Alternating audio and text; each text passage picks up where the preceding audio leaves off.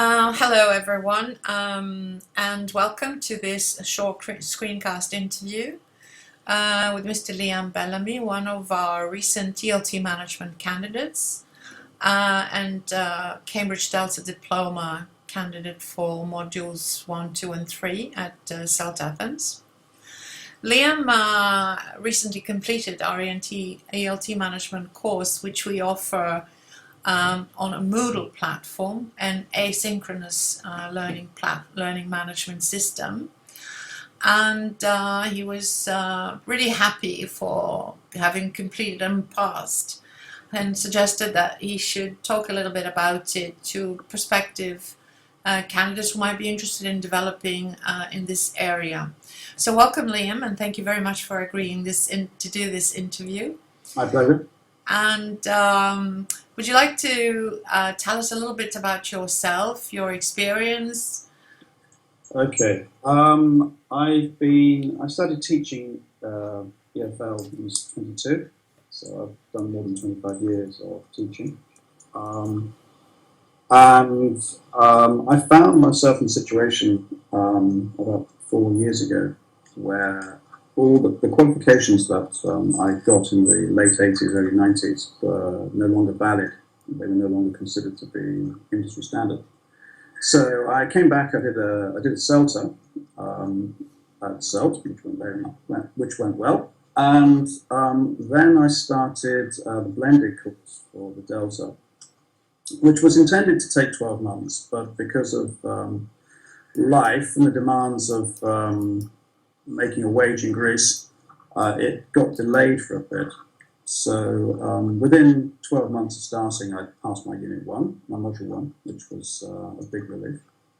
And then recently I've managed to find, the last 6 months, I've managed to find some time again to actually focus on finishing my Delta. And I decided I wanted to do the Module 3 management option because my job, or the jobs that I do, are demanding more and more, not just teaching, but also actually managing teams of teachers. And although I've done management both in EFL and other fields of life Yes. In my career, I felt that I wanted to have a much more solid basis. So rather than just relying on things I'd heard or things I'd done, I wanted to have a far more systematic basis. I wanted to have a much better knowledge of theory, so that my practice would be just that much more sharper and more effective. And also because it interested me, simple as that. That's very good. Sorry, just to get back to the topic of the online course, you did the Module 1 course in an environment like the one we're talking in right now, Adobe Connect Pro. And you always felt you enjoyed, you always gave very positive feedback about that experience. How did you find the transition to a Moodle, a course that is completely asynchronous? I'm going to scroll through the pages as you speak, so that people get a little bit of a feel of what the course looks like. Obviously, when you hear this asynchronous, it sounds like a step backwards. But it wasn't. The format we're speaking in at the moment was actually very good for Module 1. But because basically I was able to communicate with my tutor in theory by Skype, but as she's 10 time zones away from me, that wasn't really a very practical option. So we mainly communicated through the forums within the Moodle and also through email. And I found that was better because it meant that my thoughts, my ideas, and Avril's advice was all written down, which meant that I could go back, say, 3 months later and read her advice again, or look at my early drafts, which I sent to her as messages. So it's much easier to review, especially when you felt you were getting lost in detail, perhaps. And the other thing was that we had both a private and public option. So, for example, when I and other candidates were thinking about exactly which specialisation we would do, we were able to see each other's ideas, and I think that really helped. Even if it's just simply I wouldn't do that myself, it was still extremely useful. And I think that's probably the part where we had the most interchange of ideas. I thought the format actually worked very well. It should also be pointed out that, like most CELTA courses, we end up being spread all over the world. So we didn't have the problems that we had in Module 1, where some people in Korea were doing this sort of like at 2 o'clock in the morning. And where was your current, your ELT management tutor based? Hong Kong. Hong Kong, yes. Macau, yeah? Yeah, so, which actually was, that was another nice aspect, because I was at that point thinking about maybe going to Hong Kong or China. So Avril, off topic, was able to give me a lot of advice about the job market. Yes. Now the course was 8 weeks, and then you had time to write your assignment and to receive feedback before we uploaded your documents to the Cambridge website. So it's completely electronically done, something which many candidates perhaps don't realize when they first register. You have completely electronic online communication with your tutor. You submit your draft, you get electronic feedback, and they are uploaded electronically to the Cambridge website. How did you find the support? What's your level of satisfaction with the support you received from your tutor? Basically, Avril would always get back to me within 12 hours maximum, unless she told me she was going to be away. So, I got, as I said earlier, the written answers were actually much better, because I had more time to absorb her advice, make changes, things like that. So the support was excellent. It was first class. Great, thank you. I know that some people miss the face-to-face interaction with the tutor. Did you have any chance to talk to Avril at all face-to-face? No, because we worked such different hours that, other than waking up in the middle of the night, which I don't think would have been welcome, I've only actually seen a video of her, which she gave a presentation video of her life, which was quite good. But actually, it didn't really matter to me, because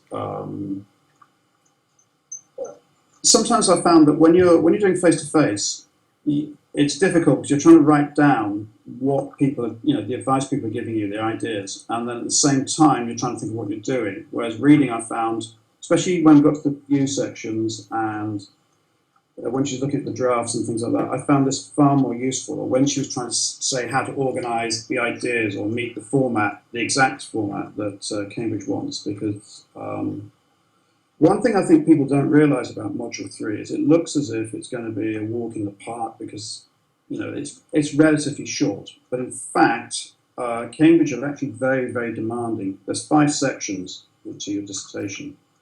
And they're very demanding, very precise about exactly how much and what goes into each section. And it's much more difficult than, say, when I've had to write, say, 10,000 word articles or other things. That's true, but the guidelines are very clear. There are very good documents to guide the candidates, don't you think? I think they are, but I still found that, Avril actually had to sort of say quite a few times that, it might appear that you think you're doing the right thing on that section, but you're not. Okay. And so, again, the fact that she would give me written replies and give examples and things like that was extremely important. Although, apparently it's my name on the certificate, Avril did actually gave me a lot of support. A lot more than just simply looking at my first draft and then having a quick look at my second draft, my final draft. She did a lot more than that. The first 2 sections she actually let me do as individual sections, and then once I kind of found my feet, she then said, "Okay, do the rest as a complete submission." Right. And also, my first draft, although it covered the ground I wanted to cover, it was extremely rough. It needed a lot of formatting, and Avril's feedback on that was invaluable. She's very good at giving feedback, and it's actually quite a nice comment that you made, that for parts, certain parts of a course, face-to-face is great. Like for module 2, you need to experience some activities, you need to talk. But for more theoretical courses or aspects of the course, the value of the written dialogue is actually quite important as well, because it gives you time to reflect and to give and receive fuller answers. I'd agree, and again, at this point, I would actually point out one thing that I did do that I thought I would share with people is I made sure I got my first draft ready about 6 weeks before the submission date. Yeah. Although it was the right length, I knew that it was going to have to go through quite a few changes. Again, Avril, very fast. I mean, less than a week. Then I had about the best part of a month to really rework it. I got some very detailed comments both on the way I'd express things and also the exact format Cambridge demands. So that the second, which was the final draft, went through a lot of changes, and then Avril gave that a quick review because I got that ready about 10 days before the submission date. So what I would suggest to people is don't leave it for the last minute, because there will be changes. I fully agree with you, because it leaves us time to have a final look over just to make sure everything is in place before we upload your final version to Cambridge. Having completed the course and having passed first time round, we should mention this, and congratulations, because this is really great satisfaction to pass first time round. What do you think? Do you think you will want to follow up your studies on management, and do you think this diploma, this certificate, will help you? Well, I think, as I mentioned earlier, I'm going through a bit of a career change in terms of where I'm working and things like that. So I've been to quite a few job interviews the last 2 months, and pretty much every interview that I've been to, and I've mentioned the fact that I did the management option rather than the academic option. Every single interview has been very interested, and in a number of cases it changed the direction of the interview from just simply, you're an experienced teacher, we'd like to hire you, to would you be interested in taking on a management role, either immediately or in the future. So in terms of surrender value, it was very, with potential employers, it's very attractive. I certainly think that I'm thinking about maybe eventually doing a diploma in ELT management, and this is obviously a very, very good foundation for that. And then tangentially, but actually relevantly, I teach a lot of MBA students and a lot of business students, and they found the material. I've mentioned, say, case studies that we've done, or they would say they were doing human resource management. I would mention some of the things I've been reading about. And they found it very interesting. And then I got things like, could you give me a PDF of that case study that you mentioned last week? I see. They also found it very, very interesting. Some of the reading that you did was classic reading for managers and business people, right? Yeah, it's quite an interesting mix. There's things that, maybe were written in the late 60s, but people still refer back to because it was so well written. And then you've got things which were maybe written last year. So you've got a good mix. You've got a mixture not just of, say, ELT management articles, but also broader general principles. I found I walked away with a lot of case studies as well. Again, the asynchronous format meant that somebody would say, I read a book about this, or I read an author like that. And then you go, oh, maybe I should check that out. Yes. Which perhaps you wouldn't have got if you'd had a face-to-face, because you'd have wondered, how was that name pronounced? How was it spelled? Yes.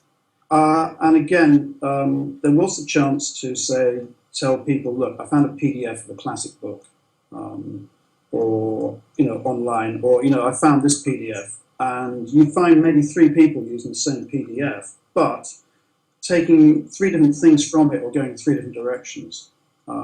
And again, you've got this material that you can then use much later, even after the course is finished. the course itself doesn't just cover human resources, because your own assignment was focused on Yeah. how to keep the staff from having a high turnover in your language teaching operation, something which is of great interest to ELT managers. They don't want a very high turnover of teachers. That was your focus, and you did a very good job of it. But there were other aspects of management covered on the course. How do you feel the course helps a teacher transition from teacher to manager?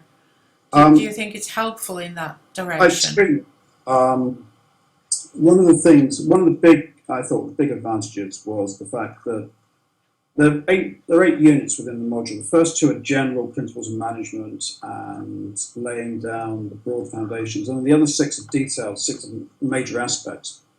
And one of the advantages of this course was the fact that you didn't just study maybe the area that you wanted to focus on. You got a much more broad, well-rounded approach. So you got a much wider knowledge. So although I did human resource management as my particular option, I certainly looked at the other 5 areas, and they actually all touch my day-to-day life.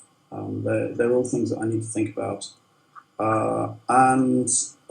So again, I got far more out of this than just what appears on my certificate or just what you'd see if you read my dissertation. And I thought that was actually a very big advantage, because sometimes in Module 3 you can over-specialise and not really get the broad vision that you need. So this was yet a major plus. So is there anything else that you would like to add?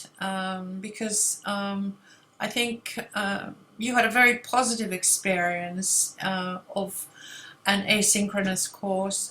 Is there any caution that you would like to address to teachers thinking of ELT management as the next step in their career? First of all, don't make the mistake of thinking just because you're good in the classroom that automatically you'll become a good team leader or a good manager. It's a mistake I've made in my lifetime. Fortunately, not so much in teaching, but in other fields. But Yes. there is a definite change, and you can't just rely on what went before. You do need to change what you're doing. It's one of the things about teaching is we tend to be individuals. We tend to do the job on our own. Whereas when you're managing or leading, you're no longer an individual. So you have to unlearn certain things, or certain things that would appear logical don't actually work. So I felt that was very, very useful. And also when I compare this course to management courses I've done in other fields away from education, it was very quickly apparent that it hit all the benchmarks in terms of material presentation coverage. I was very pleased with it.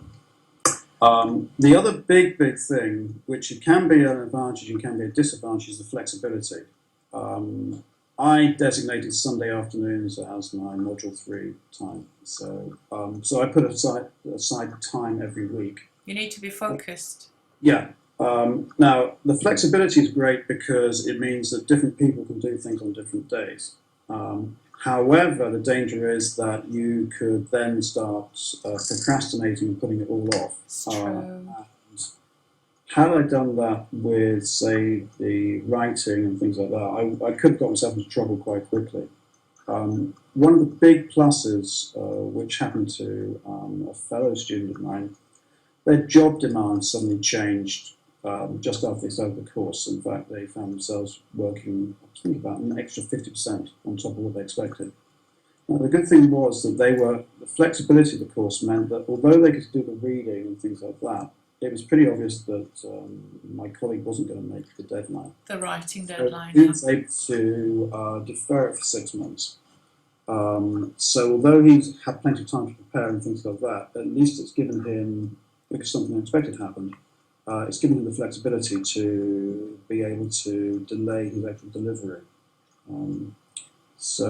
But I would say that you do need to, the first thing you have to learn is time management and set yourself objectives. Absolutely. Otherwise, you'll just find, suddenly it's 2 weeks to go, you haven't done a first draft. Your first draft, something that, you're going to have to accept is your first draft is probably going to it's going to be covered in red and lots of changes, but this is normal, and not to get downhearted about it, but in fact be quite, Avril is a very, very nice person. She explains what she wants and things like that very gently, but I can imagine people could get a bit demoralised when they see it will come back and no, you can't do that. Accept it. Because either Avril tells you and you make the changes and it can be a bit frustrating, or Cambridge just go, we don't like it. I found Avril's feedback, like I said earlier, very, very, very quick, very thorough, very helpful. She always had plenty of time. And like I said, 12 hours turnaround from me sending an email to her sending it back. Really good.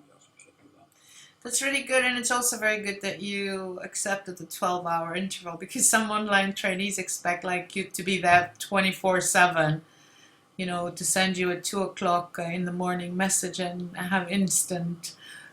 Only my wife is allowed to expect that. Okay. Well, Liam, thank you very, very much for the time you spent doing this interview. And hopefully you will have the time to write the blog post you promised about it. Maybe because some people don't have time to sit and listen to the interview, but they may have time to read your notes on the areas you mentioned. And now it's time to focus on your module 2, and on this very positive note, I will say thank you again very much, and best of luck with your Module 2 work now. Just one last thing. If anybody's got any questions they want to ask me, if they just send a message to you and then forward it to me, I'll be more than happy to do what I can. So the offer's there. I think it would be also great if they could log into Facebook and look for you there. We have a Athens Delta group where people can write questions, and certainly we can look forward to you uploading your post on our Delta course blog. Definitely, it will appear eventually. Yes. Okay, so great. Thank you very much, and goodbye everyone. Thank you for listening, and we hope to be doing some more interviews of this kind in future. Goodbye. Goodbye, Liam. Bye.